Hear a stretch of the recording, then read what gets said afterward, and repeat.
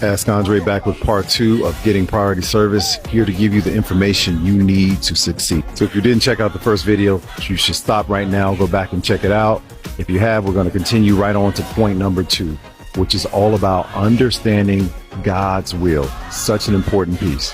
God's will is all about knowing if he's approved something, and he knows the beginning from the end. So you need to find out if you're pre-approved, if it's like you have your own TSA where you can jump past a lot of things, because when you're in alignment with his will, he'll make things easy for you. It doesn't mean that you don't have to work or there's not sacrifice, but you can jump past a lot of hurdles, a lot of extra wear and tear, a lot of time, pain, suffering, trauma. And that's why he allows you to have that pain, suffering, and trauma in part, because there are things that you can learn where you can do something differently.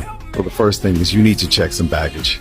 You need to leave some baggage behind. You need to leave some of the past hurt and trauma in places where you felt disappointed that God didn't cover you, and you need to be accountable for the fact that in part it was because of your choices. But the other part is we're in a fallen, broken world. In order for love to be possible, there has to be evil. So just let that go and start to trust God fully from this point forward. After you've dropped off your baggage and you've passed the test of being on board and saying, God, I want the boarding pass. I'm flying on your mission, on your time, and you just let me know what I need to do.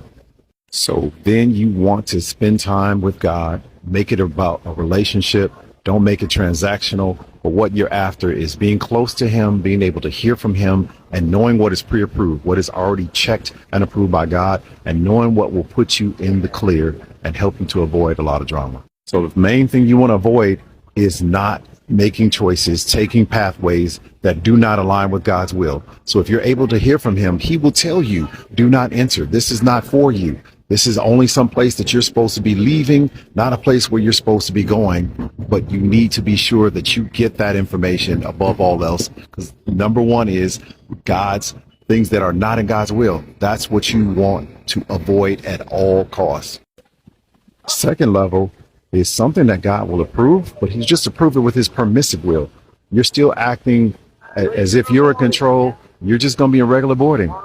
You're just going to be able to get through, but you're going to have wait times. You're going to have more stress. You're going to have more drama because you're still driving too much and not letting God be out ahead. What you really want to do is you want to interview God step by step, day by day, and you want to find out what his perfect will is for you. That's exactly what he wants. That's exactly what's in line with his kingdom purpose for you in that time, in that season, and for your life overall. So for believers that's doing an identity check, you want to make sure that God can show you who your spiritual partner is. So you want to see who aligns with you, who has the right vision, and your visions align. Your spiritual DNA should be a match, and when they are, you'll move to the next step effortlessly. Like, share, subscribe. Catch the next one.